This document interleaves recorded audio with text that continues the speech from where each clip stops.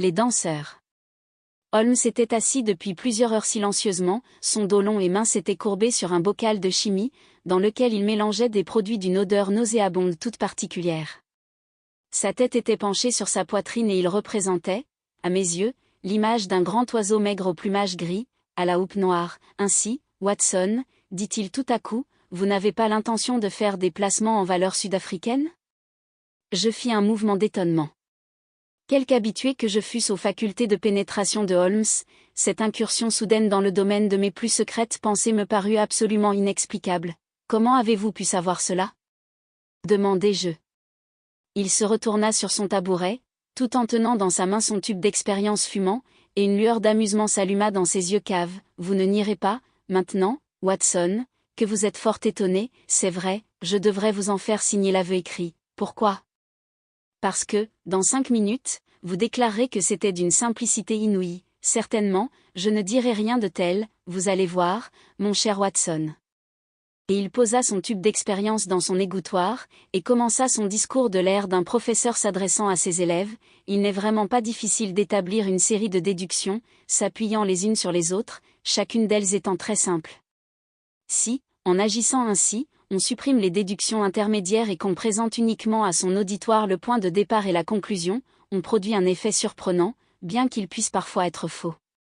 Et, maintenant, il n'aura pas été réellement difficile en examinant l'intervalle qui sépare votre pouce et votre index, d'arriver à la certitude que vous n'avez pas l'intention de risquer votre petit capital dans les mines d'or. Je ne vois pas le rapport, c'est très possible, et pourtant je vous le ferai bien vite saisir.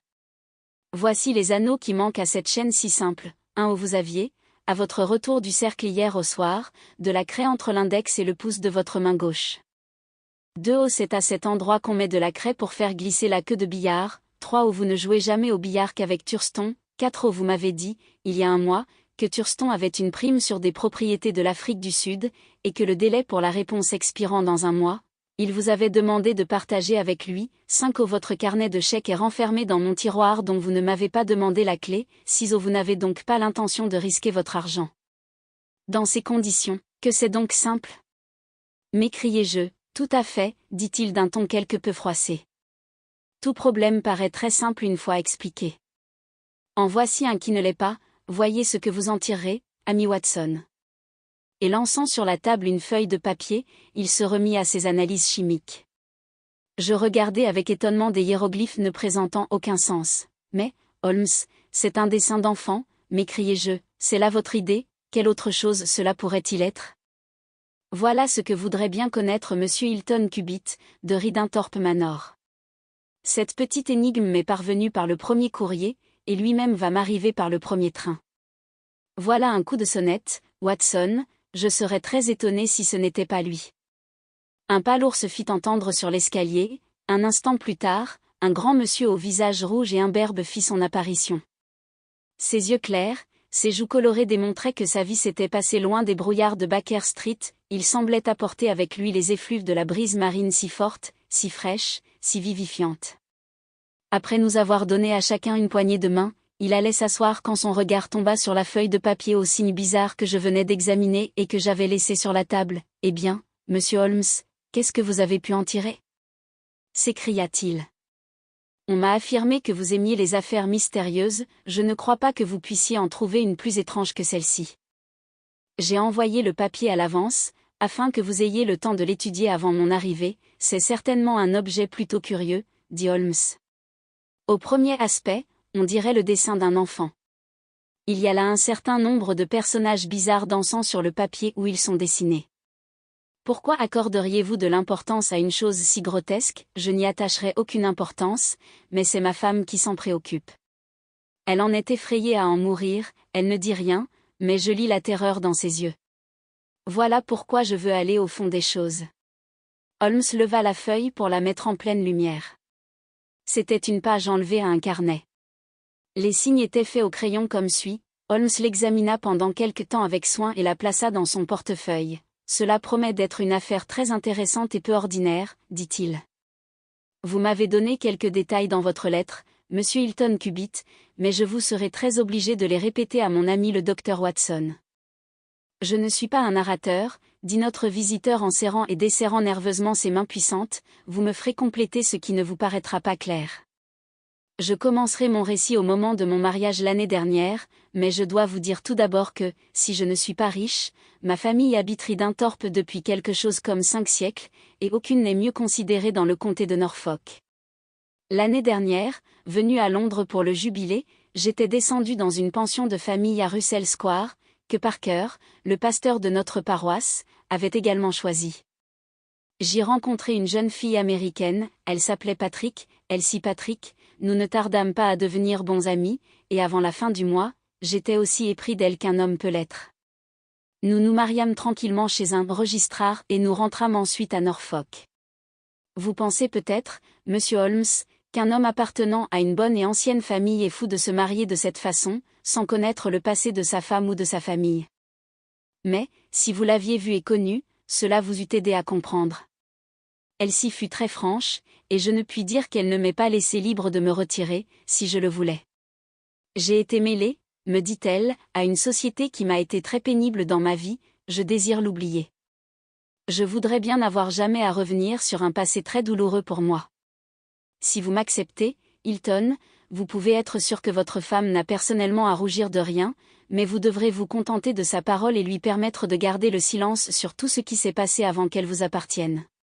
Si ces conditions sont trop dures, alors retournez dans le Norfolk et abandonnez-moi à la vie triste dans laquelle vous m'avez trouvé. Ce fut seulement la veille de notre mariage qu'elle me tint cette conversation. Je lui répondis que j'acceptais ces conditions et j'ai toujours tenu parole. Nous voilà mariés depuis 1 an, et nous avons été très heureux.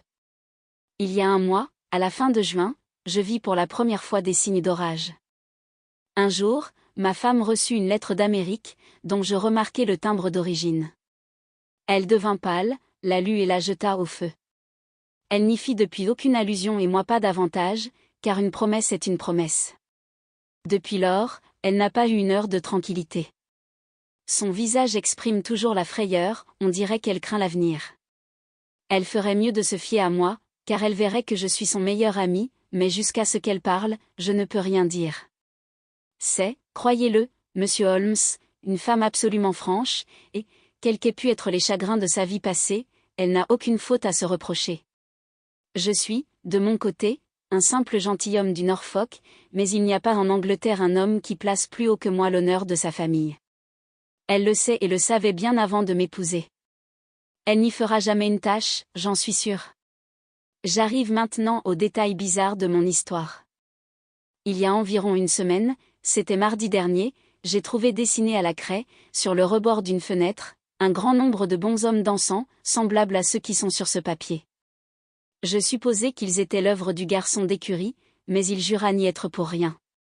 Ils avaient été tracés pendant la nuit. Je les fis effacer et ce fut après cette opération seulement que j'en parlai à ma femme. À ma grande surprise, elle prit la chose très sérieusement et me supplia, si on en trouvait d'autres, de les lui laisser voir. Rien ne se passa pendant 1 semaine, hier matin, je trouvai cette feuille dans le jardin, sur le cadran solaire. Je la montrai à Elsie qui s'est aussitôt évanouie. Depuis ce moment, elle a le regard d'une personne qui vit dans un rêve, à moitié inconsciente, les yeux fixes de terreur. C'est alors que je vous ai écrit et envoyé ce papier, monsieur Holmes. Je ne pouvais l'apporter à la police, qui n'eût pas manqué de me rire au nez. Vous me direz ce que je dois faire. Je ne suis pas riche, mais, si quelque danger menace ma chère femme, je dépenserai jusqu'à mon dernier sou pour la protéger. C'était une belle âme que cet homme de la vieille Angleterre, simple, franc et doux avec de grands yeux bleus, une figure large et bienveillante. Son amour pour sa femme, sa confiance en elle, brillait sur ses traits. Holmes avait écouté son histoire avec la plus grande attention, et il resta un moment perdu dans ses réflexions. Ne trouvez-vous pas, monsieur Cubitt, dit-il enfin, que le meilleur plan serait de vous adresser directement à votre femme et de lui demander de partager son secret avec vous? Hilton Cubitt secoua sa grosse tête. Une promesse est une promesse, monsieur Holmes. Si Elsie avait cru devoir me le dire, elle l'eût fait, ce n'est pas à moi de forcer sa confiance. Mais j'ai le droit de prendre mes précautions, et je le ferai, et je vous y aiderai de tout mon cœur. Voyons d'abord, a-t-on vu des étrangers dans le voisinage? Non, je suppose que la localité est très tranquille et que toute nouvelle figure y serait remarquée? Dans le voisinage immédiat, oui, mais nous avons dans les environs plusieurs petites plages, et les fermiers y louent des chambres. Évidemment ces hiéroglyphes ont une signification. Si ce sont seulement des figures imaginaires, il nous sera impossible de les déchiffrer. Si, au contraire, elles reposent sur un système, je ne doute pas que nous en trouvions le sens, mais ce dessin est si court, que je ne peux rien, et les faits que vous m'avez rapportés sont si indéfinis que je ne vois pas de base utile pour des investigations. J'estime donc que vous devez retourner à Norfolk, organiser une sérieuse surveillance et prendre un fac-similé de tout dessin qui viendrait à se produire. C'est bien dommage que vous n'ayez pas une reproduction de ceux qui ont été dessinés à la craie sur le rebord de la fenêtre. Faites une enquête discrète sur le point de savoir s'il y a des étrangers dans le voisinage, et, quand vous aurez trouvé un nouvel indice, revenez me trouver. Voilà le meilleur conseil que je puisse vous donner, Monsieur Hilton Cubitt. Si vous faites une découverte urgente, je serai toujours prêt à aller vous trouver à Norfolk. Cette entrevue laissa Sherlock Holmes tout rêveur, et plusieurs fois dans les quelques jours qui suivirent, je le vis extraire de son portefeuille le document et étudier longuement et avec soin les figures bizarres qui y étaient inscrites. Il ne me fit cependant allusion à l'affaire que 15 jours plus tard. C'était l'après-midi, j'allais sortir, quand il me rappela, « Vous ferez mieux de rester, Watson. » Pourquoi ? Parce que j'ai reçu ce matin un télégramme d'Hilton Cubitt. Vous vous rappelez Hilton Cubitt et les bonshommes qui dansent ? Il va arriver à 1h20 à Liverpool Street, et il sera ici dans un moment. D'après sa dépêche, il doit s'être produit des incidents d'une grosse importance. Nous n'eûmes pas longtemps à attendre. Notre gentilhomme de Norfolk nous arriva de la gare aussi vite que le cab put le conduire. Il paraissait triste, découragé, les yeux fatigués, le front soucieux. « Cette affaire me prend sur les nerfs, Monsieur Holmes, dit-il en se laissant tomber dans un fauteuil comme un homme à bout de force. Ce n'est pas agréable de se sentir entouré d'êtres inconnus et invisibles qui ont de mauvais desseins, quand vous voyez, en outre, que tout cela tue votre femme à petit feu, alors c'est plus qu'on ne peut supporter. Elle s'use, ma femme, et fond devant mes yeux, elle ne vous a encore rien dit, non, Monsieur Holmes, elle ne m'a rien dit, et pourtant, à certains moments, la pauvre enfant avait bien envie de parler, mais elle n'a pas eu le courage de faire le saut. J'ai essayé de l'aider, sans doute j'ai été maladroit et je l'ai effrayée. Elle m'a parlé de l'ancienneté de ma famille, de notre réputation dans le comté, de l'orgueil que nous avions de notre honneur sans tache. Je croyais toujours qu'elle allait aboutir, mais jamais nous n'avons pu aller plus loin. Vous avez trouvé quelque chose par vous-même, oui, et beaucoup, Monsieur Holmes. J'ai plusieurs dessins de bonshommes à soumettre à votre examen, et, ce qui est plus important, j'ai vu le personnage. Quoi ? Celui qui les a dessinés, oui, je l'ai vu au travail. Mais il faut que je vous raconte le tout avec méthode. Lorsque je suis rentré après la visite que je vous avais faite, la première chose que je vis, le lendemain, fut un nouveau groupe de bonshommes dessinés à la craie sur la porte en bois noir de la cabane à outils, qui se trouve à côté de la pelouse, juste en face de nos fenêtres. J'en ai pris une copie exacte que voici. Et il déplia un papier qu'il posa sur la table. Voici une reproduction de ces hiéroglyphes, parfait, dit Holmes.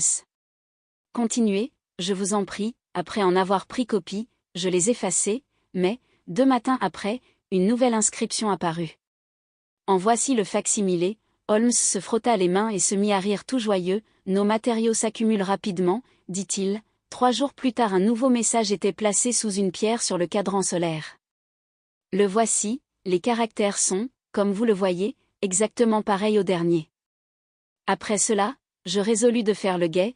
Je pris mon revolver et m'installai dans mon cabinet d'où l'on voit la pelouse et le jardin.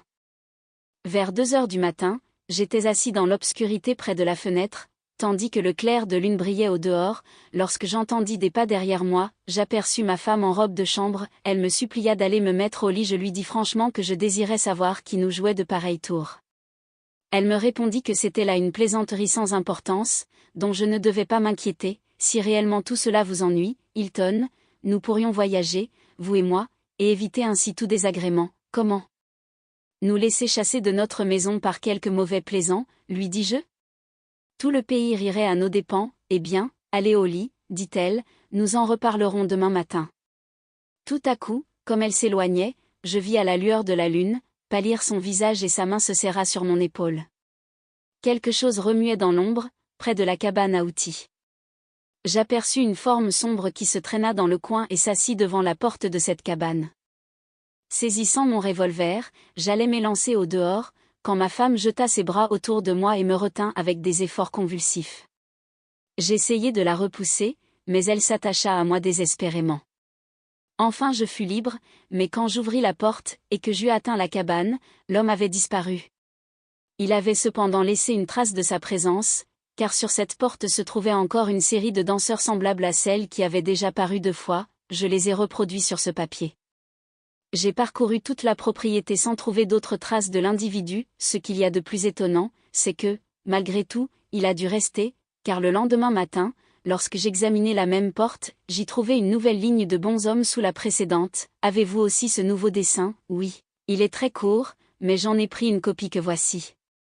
De nouveau, il retira un papier.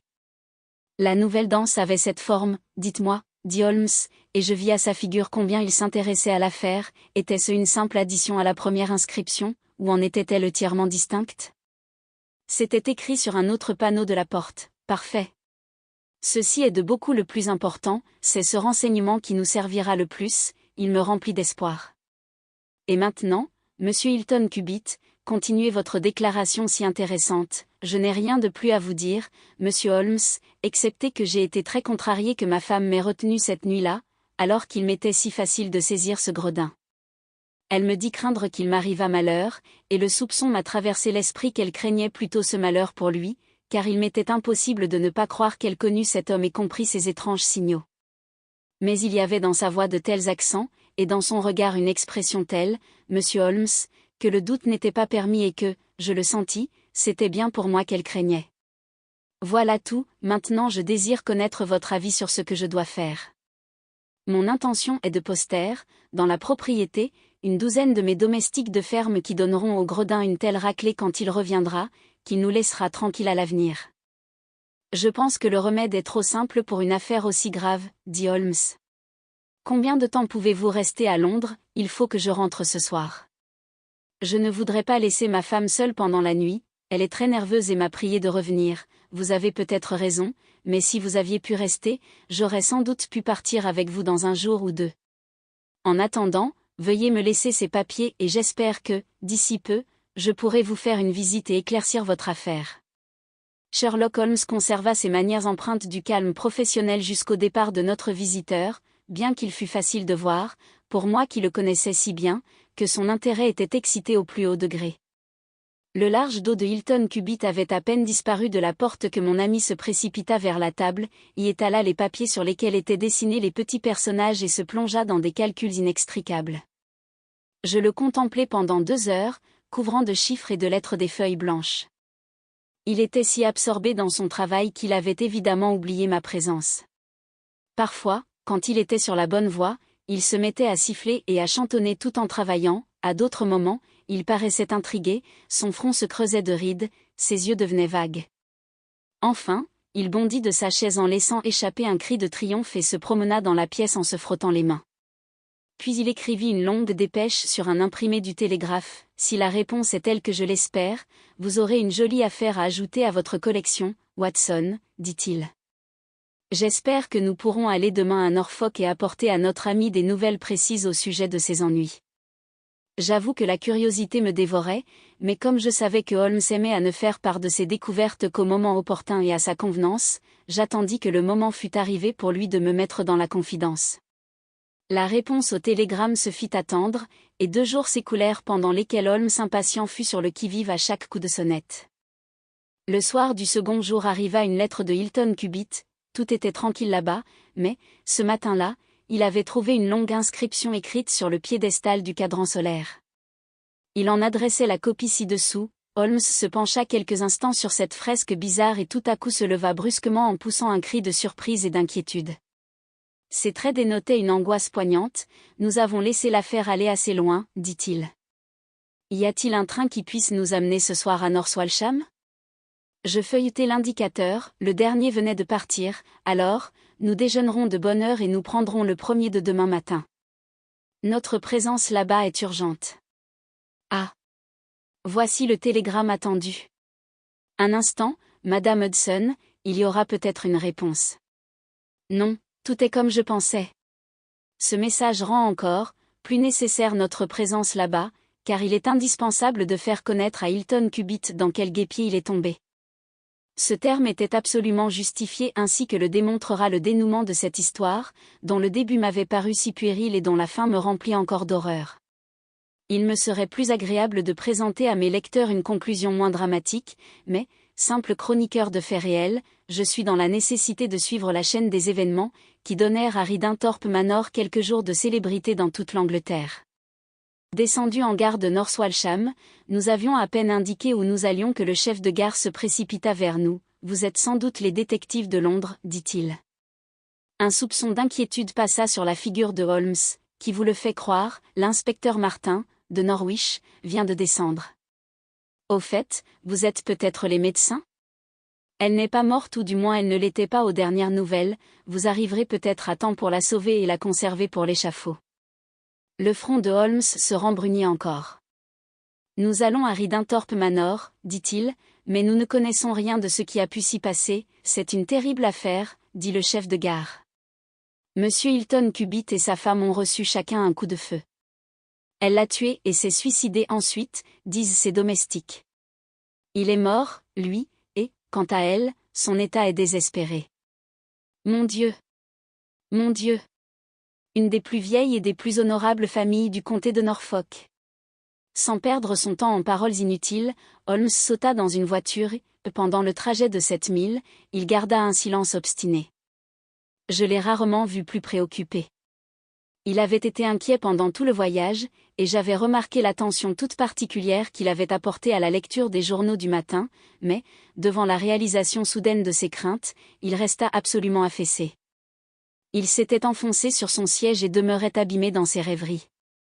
Pourtant, le paysage que nous traversions ne manquait pas d'intérêt, car nous passions dans une contrée d'un caractère tout particulier, où des cottages, éparpillés çà et là, représentaient la population de nos jours, tandis que les tours massives des églises se dressant dans la plaine, au milieu du feuillage, évoquaient la gloire et la prospérité antique de l'Est de l'Angleterre. Enfin, la raie violette de la mer du Nord se détacha sur la côte verdoyante du Norfolk, et le cocher désigna de son fouet 2 vieilles lucarnes de briques qui s'élevaient au-dessus d'un bouquet d'arbres. « Voilà le manoir de Riddenthorpe, dit-il. Comme nous approchions du portail, je remarquai, à côté de la pelouse du tennis, la sombre maisonnette servant à abriter les outils et le cadran solaire, qui avait joué un rôle si étrange. Un petit homme tiré à 4 épingles, aux manières vives et alertes, à la moustache cirée, descendait d'un dog-car. Il se présenta comme étant l'inspecteur Martin, de la police de Norfolk, et il parut très étonné quand il apprit le nom de mon ami. « Le crime a été commis cette nuit à 3 heures du matin, monsieur Holmes, comment avez-vous pu l'apprendre à Londres et vous trouver ici en même temps que moi-même, je le prévoyais. Et j'arrivais avec l'espoir de l'empêcher, vous devez alors avoir des indices fort graves, que nous ignorons, car c'était, dit-on, un couple des plus unis, je n'ai qu'une seule présomption, celle de petits bonshommes qui dansent. Je vous expliquerai cela plus tard. Maintenant, puisqu'il est trop tard pour empêcher le drame, je ne demande qu'à utiliser les connaissances que j'ai, afin d'arriver à ce que justice soit faite. Voulez-vous que nous fassions l'enquête ensemble, ou que j'agisse indépendamment de vous ? Je serai très fier si vous voulez bien m'associer à vous, monsieur Holmes, dit l'inspecteur avec conviction. Dans ce cas, il conviendrait que, sans plus tarder, je recueille les témoignages et examine la maison et toutes ses dépendances. L'inspecteur Martin eut le bon sens de laisser mon ami agir à sa façon, et se contenta de noter avec soin les résultats de l'enquête. Le médecin de la localité, vieillard à cheveux blancs, venait précisément de quitter la chambre de Mrs. Hilton Cubitt et déclara que ses blessures, tout en étant graves, n'entraîneraient pas fatalement la mort. La balle avait traversé le cerveau, et, sans doute, la victime resterait longtemps avant de reprendre connaissance, il n'osait, d'ailleurs, se prononcer et déclarer si on avait tiré sur elle, ou si elle-même s'était blessée. Le coup avait certainement été tiré de très près. On n'avait trouvé dans la chambre qu'un seul revolver dont 2 balles seulement avaient servi. Quant à Hilton Cubitt, il avait eu le cœur traversé par le projectile, il était impossible de dire lequel des deux avait fait feu sur l'autre, car le revolver gisait à égale distance du mari et de la femme. « A-t-on dérangé le cadavre ?» demanda Holmes. « Nous n'avons touché qu'à la femme, il était impossible, blessée comme elle l'était, de la laisser étendue sur le plancher. Depuis combien de temps êtes-vous ici, docteur ? Depuis 4 heures du matin, Y a-t-il d'autres personnes ici? Oui, le constable. Vous n'avez touché à rien, vous avez bien fait. Qui vous a envoyé chercher? La femme de chambre, Madame Saunders, est-ce elle qui a donné l'alarme? Elle est Mrs. King, la cuisinière. Où sont-elles? Dans la cuisine, je pense. Nous ferons bien de recueillir de suite leurs déclarations. Le vieux hall, aux lambris de chêne, aux fenêtres démesurées, ne tarda pas à présenter l'aspect d'un cabinet d'instruction. Holmes s'assit dans un antique fauteuil, ses yeux scrutateurs brillaient au milieu de sa figure anxieuse. Je lisais dans son regard l'intention bien arrêtée de consacrer sa vie à l'éclaircissement de ce mystère, jusqu'au moment où il réussirait à venger la mort de notre client dont il n'avait pu sauvegarder l'existence. L'inspecteur Martin, le vieux médecin à cheveux blancs, moi-même et un solide policeman du village composaient ce groupe étrange. Les deux femmes firent leur récit avec clarté. Elles avaient été réveillées au milieu de leur sommeil, par le bruit d'un coup de feu, suivi, une minute après, d'un deuxième. Elles couchaient dans 2 chambres distinctes se communiquant, Mrs. King s'était précipitée chez sa compagne, toutes les deux étaient descendues ensemble. La porte du cabinet de travail était ouverte et une bougie allumée se trouvait sur la table. Leur maître était étendu au milieu de la pièce, la face contre terre, il était mort.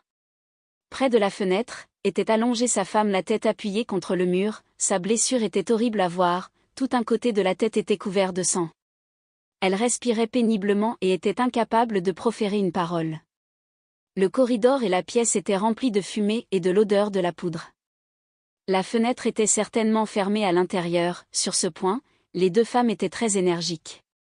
Elles avaient aussitôt fait prévenir le médecin et la police, puis, avec l'aide du groom et du garçon d'écurie, elles avaient transporté leur maîtresse dans sa chambre, où les 2 époux avaient, pendant la nuit, partagé le même lit. Mrs. Cubitt était vêtue de sa robe. Son mari n'avait que sa robe de chambre par-dessus ses vêtements de nuit. Rien n'avait été dérangé dans le cabinet de travail. Elle n'avait jamais soupçonné une cause de dissentiment entre le mari et la femme et considérait le ménage comme très uni. Tels étaient les faits établis par les témoignages des domestiques. De plus, il résultait de leur déclaration à l'inspecteur Martin que les portes étaient fermées à l'intérieur et que personne n'avait pu s'enfuir de la maison. Elles avaient enfin affirmé, à Holmes, qu'elles avaient senti l'odeur de la poudre dès le moment où, ayant quitté leur chambre, elles étaient arrivées sur le palier. J'attire votre attention tout spécialement sur ce détail, dit Holmes en s'adressant à son collègue officiel, et maintenant, c'est le moment, à mon avis, de commencer l'examen minutieux de l'appartement. Le cabinet de travail était une petite pièce garnie, sur 3 de ses faces, d'une bibliothèque. Un bureau se trouvait en face d'une fenêtre donnant sur le jardin. Notre attention fut d'abord attirée par le cadavre du malheureux Hilton Cubitt, étendu sur le sol. Ses vêtements en désordre démontraient qu'il avait été réveillé en sursaut. Le meurtrier devait lui faire face au moment où il avait tiré, car le projectile, après avoir traversé le cœur, n'était pas sorti. La mort avait dû être instantanée, aucune marque de poudre ne se voyait sur ses mains ou sur sa robe de chambre, tandis que, d'après l'examen médical, la femme en avait quelques traces sur la figure, mais aucune cependant sur les mains. Cette différence est sans importance, dit Holmes, tandis que le contraire pourrait tout expliquer. À moins d'un défaut dans la fabrication, dans la cartouche, qui est pour effet de projeter la poudre en arrière, on peut faire feu à différentes reprises sans emporter la marque. Vous pouvez maintenant, je pense, faire enlever le cadavre. Vous n'avez pas encore extrait la balle reçue par la jeune femme, n'est-ce pas, docteur? Non, avant qu'on puisse le faire, il faudra une sérieuse opération. Voyez, il y a encore 4 cartouches dans le revolver, 2 seulement ont été tirées, et comme il y a 2 victimes, cela fait bien le compte, on le dirait tout au moins, dit Holmes, mais comment expliquerez-vous cette 3e balle qui a manifestement frappé dans cette fenêtre? Il s'était tout à coup détourné, et son doigt effilé désignait un trou qui avait traversé la fenêtre à quelques pouces du bas. Pardieu, s'écria l'inspecteur, comment avez-vous vu cela? Uniquement parce que je l'ai cherché, c'est merveilleux, dit le médecin, vous êtes dans le vrai, monsieur. Si un 3e coup a été tiré, c'est qu'une 3e personne devait se trouver là. Mais laquelle? Et comment a-t-elle pu s'enfuir? Voilà le problème que nous avons à résoudre, dit Sherlock Holmes. Vous vous rappelez, inspecteur Martin, que les domestiques ont affirmé avoir senti l'odeur de la poudre en sortant de leur chambre, et que j'ai fait une remarque sur l'importance réelle de ce détail? Oui, monsieur, mais j'avoue que je ne la voyais pas. Eh bien, je voulais dire qu'au moment où les coups de feu ont été tirés, la fenêtre et la porte de l'appartement étaient ouvertes, sans quoi l'odeur de la poudre ne se fût pas répandue aussi rapidement dans la maison. Pour cela, il fallait un courant d'air. Mais la porte et la fenêtre ne sont, à mon avis, restées ouvertes que très peu de temps. Comment le prouver? Parce que la bougie n'a pas coulé. Étonnant, s'écria l'inspecteur, étonnant, étant donc certain que la fenêtre était ouverte au moment du drame. Je me suis dit qu'un troisième personnage devait être mêlé à l'affaire, qu'il avait dû se tenir à l'extérieur, tiré à travers la fenêtre ouverte. Un coup de feu, dirigé de l'intérieur sur cette personne, avait donc pu faire un trou à la fenêtre. J'ai regardé et j'ai constaté que mes prévisions étaient justes. Mais comment, la fenêtre a-t-elle été trouvée fermée à l'intérieur? La première idée de la femme aura été sans nul doute de la fermer, mais que vois-je? Sur le bureau était posé un élégant sac à main en peau de crocodile avec une monture en argent. Holmes l'ouvrit et en sortit le contenu. Il y avait 20 billets de la Banque d'Angleterre de 50 livres sterling chacun, liassés par une bande de caoutchouc. Il faut saisir cet objet comme pièce à conviction, dit Holmes en tendant le sac et les billets à l'inspecteur. Et, maintenant, essayons de faire la lumière sur cette troisième cartouche qui, évidemment, d'après l'aspect du bois de la fenêtre, a été tirée de l'intérieur. Je voudrais bien entendre à nouveau Madame King, la cuisinière. Vous avez déclaré, dit-il en s'adressant à celle-ci, que vous avez été réveillée par le bruit d'une violente détonation. Vouliez-vous dire par là que la première entendue par vous était plus forte que la seconde? Il m'est difficile de préciser, car j'ai été réveillée en sursaut, mais cette détonation m'a paru très forte. Ne pensez-vous pas que c'était comme 2 coups de feu tirés simultanément? Je ne pourrais l'affirmer. Cela devait être pourtant. L'examen de cette pièce nous a donné tout ce que nous avions à recueillir. Si vous voulez bien, inspecteur Martin, nous allons nous rendre dans le jardin pour voir si nous pouvons y découvrir quelque indice nouveau. Une plate-bande s'étendait sous la fenêtre du cabinet. Nous jetâmes tous une exclamation en approchant. Les fleurs avaient été piétinées, et le terreau était couvert de larges empreintes d'un pied d'homme, à l'extrémité particulièrement longue et effilée. Holmes fouilla le gazon et le feuillage comme un chien qui guette un oiseau blessé. Tout à coup, il poussa un cri de satisfaction et ramassa un petit cylindre de cuivre. « Je le pensais bien, dit-il. Le revolver avait un éjecteur et voici une troisième cartouche. Je crois cette fois, inspecteur Martin, que nos recherches sont complètes. » La figure de celui-ci dénotait une immense stupéfaction des découvertes successives faites de main de maître par Holmes. Au commencement, il avait montré quelque velléité de mettre en avant sa position officielle, mais il était désormais rempli d'admiration et prêt à suivre, à la lettre, toutes les instructions que Holmes voudrait bien lui donner. « Qui soupçonnez-vous ? demanda-t-il, j'y viendrai tout à l'heure. Il y a quelques côtés de cette énigme que je ne vous ai pas encore expliqués. Nous sommes si avancés qu'il vaut mieux me laisser suivre mes propres plans, une fois pour toutes, afin d'éclaircir l'affaire. Comme vous voudrez, monsieur Holmes, pourvu que nous nous emparions de l'assassin. Je ne veux pas avoir l'air de faire des mystères, mais, en pleine action, ce n'est pas le moment de vous donner des explications longues et compliquées. Je tiens dans ma main tous les fils de cette affaire, et même, si cette pauvre femme ne recouvrait jamais sa connaissance, nous pourrions reconstituer les événements de la nuit passée, afin que justice soit faite. Tout d'abord, je désire savoir s'il y a dans les environs une auberge du nom d'Elridge. Les domestiques furent questionnés sur ce point, aucun d'entre eux n'en avait entendu parler. Seul, le garçon d'écurie se rappela qu'un fermier de ce nom habitait à quelques milles dans la direction d'East Ruston. Est-ce une ferme isolée? Oui, très isolée, monsieur. Peut-être n'y a-t-on pas encore entendu parler des événements de cette nuit? C'est possible, monsieur. Holmes réfléchit un instant, puis un sourire étrange glissa sur ses lèvres. Scellez un cheval, mon garçon, dit-il, vous allez porter un mot à cette ferme. Il tira de sa poche les papiers sur lesquels étaient dessinés les bonshommes dansant, et il les plaça en face de lui sur le bureau où il se mit à écrire. Enfin, il donna au garçon d'écurie une note, en lui recommandant de la remettre en main propre et surtout de ne répondre à aucune des questions qui pourraient lui être posées. Je vis l'enveloppe de la lettre écrite en caractères très irréguliers ne ressemblant en rien à l'écriture si précise de Holmes. Elle était adressée à Monsieur Abbé Slaney, ferme Elridge, East Ruston, Norfolk. Je pense, observa Holmes à Monsieur Martin, que vous ferez bien de demander une escorte par télégramme, car, si mes prévisions sont exactes, vous aurez un individu fort dangereux à conduire à la prison du comté. Le garçon qui va porter cette note pourra sans doute se charger de votre dépêche. Quant à nous, Watson, s'il y a un train pour Londres, je crois que nous pourrons le prendre. J'ai une analyse chimique très intéressante à terminer, et cette enquête ne tardera pas à être close. Quand le jeune homme fut parti avec la note, Sherlock Holmes donna ses instructions au domestique. Si quelqu'un venait à demander M. Hilton Cubitt, il était indispensable de ne pas lui faire connaître son état et de le conduire directement au salon. Il insista tout particulièrement sur ce point. Enfin, il monta lui-même au salon en déclarant que sa tâche était terminée, et que nous n'avions plus qu'à nous distraire en attendant le dénouement. Le docteur était parti voir ses malades, et je restai seul avec Holmes et l'inspecteur. Je vais pouvoir, j'espère, vous faire passer une heure d'une manière aussi intéressante qu'instructive, dit Holmes, s'asseyant près de la table et plaçant devant lui les dessins des bonshommes. Quant à vous, ami Watson, je dois vous faire toutes mes excuses de n'avoir pas plus tôt satisfait votre légitime curiosité. Pour vous, inspecteur, mon récit vous sera d'une grande utilité au point de vue professionnel. Je dois d'abord vous faire part des circonstances toutes particulières dans lesquelles M. Hilton Cubitt est venu me rendre visite à Baker Street. Il raconta brièvement les faits. J'ai ici, devant moi, continua-t-il, ces élucubrations extraordinaires qui pourraient faire sourire, si elles n'avaient pas été le prélude de cet horrible drame.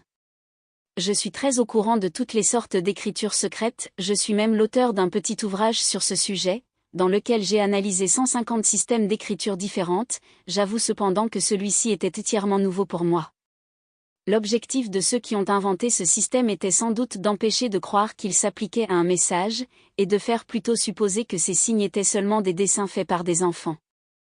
Supposant toutefois qu'ils se rapportaient aux lettres d'un alphabet, j'appliquai les règles qui permettent de déchiffrer les écritures secrètes et la solution ne fut pas difficile. Le premier message qui me fut soumis était tellement court qu'il me fut impossible de trouver autre chose que la signification du signe. Comme vous le savez, la lettre E est la plus fréquemment employée de l'alphabet anglais, et sa prédominance est tellement marquée qu'on la trouve dans les phrases les plus courtes. Or, sur les 15 signes qui composaient le premier message, 5 étaient semblables, il était donc raisonnable de conclure qu'ils correspondaient à la lettre E. Il est vrai que tantôt le signe portait un drapeau, tantôt, il n'en portait pas, mais, à la manière dont les drapeaux étaient disposés, je me doutais qu'ils n'étaient employés uniquement que pour diviser les mots dans les phrases. J'émis donc cette hypothèse que la lettre E était représentée par le signe, c'était là la grosse difficulté. Après E, l'ordre d'emploi des lettres est peu marqué en anglais et la prédominance de certaines lettres, qui apparaît dans une page entière, peut être absolument modifiée dans une courte phrase. D'ordinaire, l'ordre d'emploi des lettres est par ordre numérique, le suivant, TAOINSHRD et L, mais TAO et I peuvent être mises sur le même pied.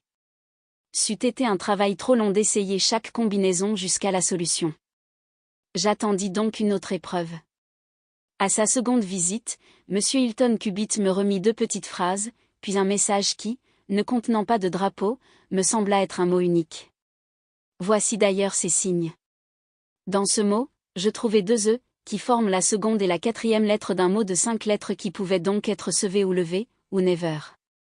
Il n'était pas douteux que le dernier de ces mots, constituant une réponse à une phrase, était le vrai, et les circonstances me firent penser que c'était une réponse faite par la jeune femme.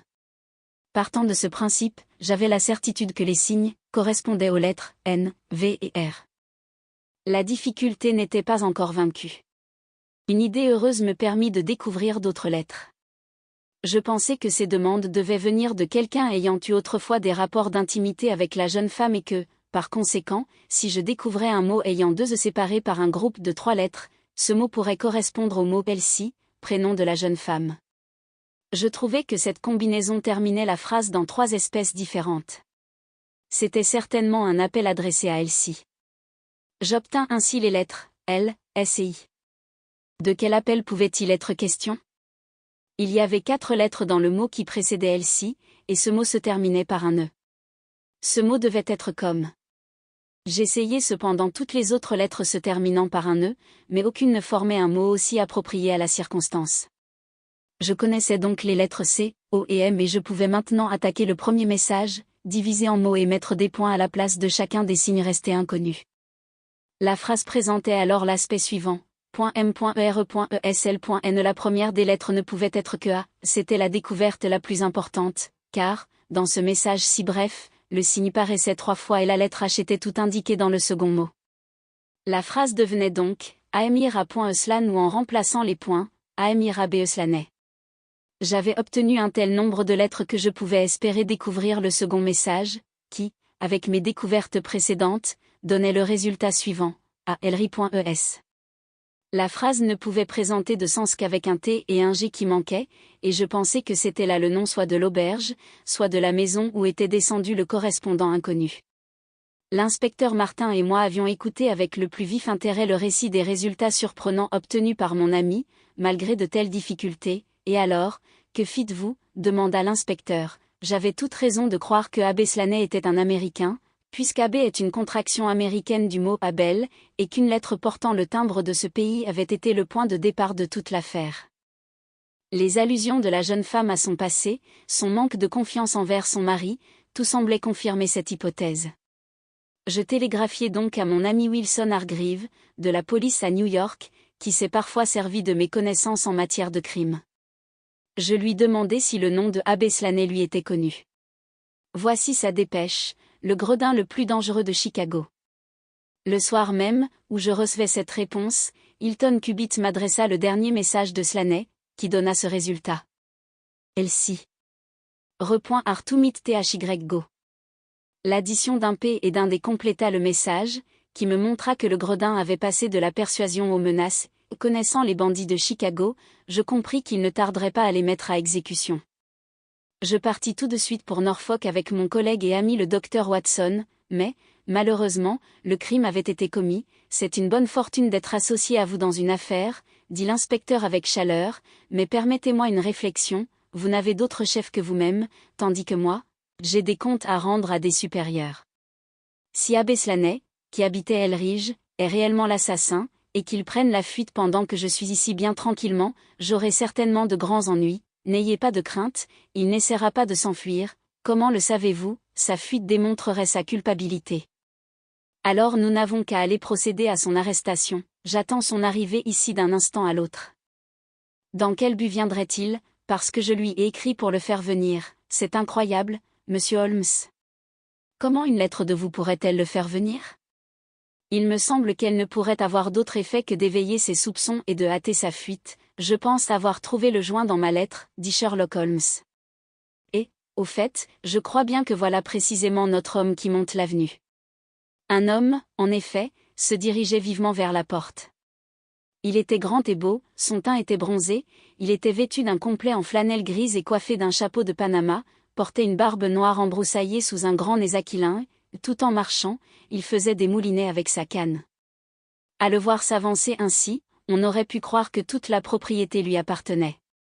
Il sonna énergiquement à ta porte d'entrée. Je crois, messieurs, dit Holmes avec le plus grand calme, que nous ferons bien de nous placer derrière la porte. Il faut prendre toutes les précautions avec un gaillard de cette espèce. Pour vous, inspecteur, apprêtez vos menottes, et laissez-moi lui parler. Nous attendîmes en silence pendant une minute, une de celles qui font époque dans une existence. Enfin, la porte s'ouvrit et l'homme entra. En un instant, Holmes lui appuya sur la tempe un revolver et Martin emprisonna ses poignets dans les menottes. Ce fut fait avec tant de rapidité et d'adresse que l'individu fut mis hors d'état de nuire avant même qu'il se fût rendu compte de ce qui se passait.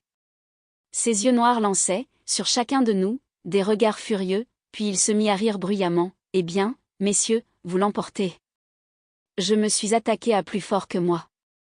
Je venais ici pour répondre à une lettre de Mrs. Hilton Cubitt. Ce n'est pas elle, n'est-ce pas, qui m'a tendu ce piège? Mrs. Hilton Cubitt est gravement blessée et elle est aux portes de la mort. » L'homme laissa échapper un cri de douleur qui retentit dans toute la maison. « Vous êtes fou !» s'écria-t-il avec colère, c'est lui qui a été touché et pas elle. Qui aurait pu faire du mal à notre petite Elsie? J'ai pu, Dieu me pardonne. La menacer, mais je n'aurais jamais touché à un cheveu de sa jolie tête. Ce n'est pas vrai, n'est-ce pas? Dites-moi qu'elle n'a pas été blessée, on l'a trouvée dangereusement blessée près du cadavre de son mari. Il se laissa tomber sur une chaise en poussant un profond gémissement, mit sa tête entre ses mains, et garda le silence pendant 5 minutes. Enfin, il releva la tête et parla avec le calme du désespoir. « Je ne vous cacherai rien, messieurs, dit-il. Si j'ai tiré sur son mari, il avait tiré le premier sur moi, ce n'est donc pas un assassinat. Si vous croyez que j'avais l'intention de faire du mal à sa jeune femme, c'est que vous ne me connaissez pas plus qu'elle. Jamais homme sur terre n'a aimé cette femme comme je l'ai aimée. J'en avais d'ailleurs le droit, car elle était ma fiancée depuis longtemps. Quel était cet Anglais qui est venu se jeter entre nous? J'avais le premier des droits sur elle et je ne faisais que réclamer mon bien. Elle avait échappé à votre influence quand elle avait appris l'homme que vous étiez, dit Holmes sévèrement. Elle avait quitté l'Amérique pour vous fuir, et elle avait épousé un Anglais honorable. Vous l'avez pourchassée, vous lui avez rendu la vie insupportable, dans le but de l'obliger à abandonner le mari qu'elle aimait et respectait pour s'enfuir avec vous qu'elle méprisait et qu'elle haïssait. Enfin, vous avez fini par tuer cet homme de bien et par pousser sa femme au suicide. Voilà ce que vous avez fait, abbé Slaney, et vous aurez à en répondre devant la justice. Si elle s'y vient à mourir, peu m'importe ce qu'il adviendra de moi, dit l'Américain. Il ouvrit une de ses mains et parcourut des yeux le billet qu'il y tenait chiffonné. Voyons, monsieur, dit-il avec une nuance de soupçon dans les yeux, n'êtes-vous pas en train de m'effrayer? Si cette femme est aussi grièvement blessée que vous le dites, qui donc m'a écrit ce billet?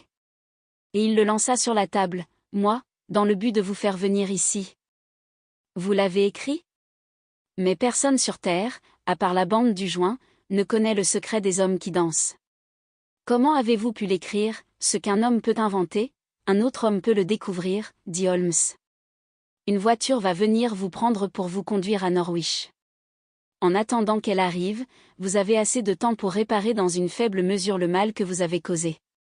Savez-vous qu'on a fortement soupçonné Mrs. Hilton Cubitt de l'assassinat de son mari, et que c'est seulement ma présence ici et la connaissance que j'avais de faits antérieurs, qui a pu la sauver? Le moins que vous lui devez, c'est d'établir, à la face de tous, qu'elle n'est en rien responsable, directement ou indirectement, de cette fin tragique. Je ne demande pas mieux, dit l'Américain, et, dans mon propre intérêt, ce que j'ai de mieux à faire c'est de dire l'absolue vérité. Je dois vous prévenir que cela pourra se tourner contre vous, s'écria l'inspecteur avec cette loyauté superbe exigée par la loi anglaise. Slaney haussa les épaules. Je risquerai cette chance, dit-il. Tout d'abord je dois vous dire que j'ai connu cette jeune femme quand elle était encore enfant. Nous formions, à Chicago, une bande de 7 malfaiteurs, et le père d'Elsie était notre chef. C'était un habile homme, le vieux Patrick. Ce fut lui qui inventa cette écriture qui pouvait passer pour un gribouillage d'enfant si l'on n'en avait pas la clé. Elsie fut initiée à notre vie, mais ne put la supporter, comme elle avait quelque argent gagné honnêtement, elle prit la fuite et vint à Londres. Elle m'avait accepté comme fiancée, et elle m'aurait sans doute épousé si j'avais consenti à changer de profession, car elle ne voulait avoir aucun rapport avec notre bande. Ce fut seulement après son mariage que je découvris le lieu de sa retraite, je lui écrivis et ne reçus aucune réponse. Alors je partis, comme elle n'avait pas fait attention à mes lettres, je plaçai des messages, là où elle ne pouvait manquer de les voir. Voilà un mois que je suis ici. J'ai vécu là-bas dans cette ferme où j'avais une chambre au rez-de-chaussée et pouvais ainsi m'absenter la nuit sans que personne le sût. J'ai fait l'impossible pour enlever Elsie. Je savais qu'elle lisait mes messages, car une fois, elle écrivit une réponse au-dessous de l'un d'eux. La colère m'emporta et je commençai à la menacer. Elle m'écrivit alors une lettre me suppliant de partir et me disant que le scandale dont je les menaçais lui briserait le cœur. Elle ajouta qu'elle descendrait à 3 heures du matin pendant le sommeil de son mari, pour me parler par la fenêtre, si je consentais ensuite à partir et à la laisser en paix. Elle vint donc et apporta avec elle de l'argent, qu'elle voulut m'offrir. Je devins fou, je lui saisis le bras et j'essayai de l'attirer à travers la fenêtre. À ce moment, son mari entra un revolver à la main. Elsie était tombée affolée sur le parquet et nous nous trouvâmes face à face, lui et moi. J'étais pris, pour l'effrayer, je levai mon revolver, il tira et me manqua, aussitôt je tirai et il tomba. Je m'enfuis à travers le jardin, et, comme je partais, j'entendis la fenêtre qui se ferma derrière moi. Voilà la pure vérité, messieurs, toute la vérité, je n'entendis plus parler de rien, jusqu'au moment où votre billet me fut apporté et où je vins ici, comme un imbécile, me remettre entre vos mains. Un cab était arrivé pendant le récit de l'Américain. 2 policemen en uniforme se trouvaient à l'intérieur.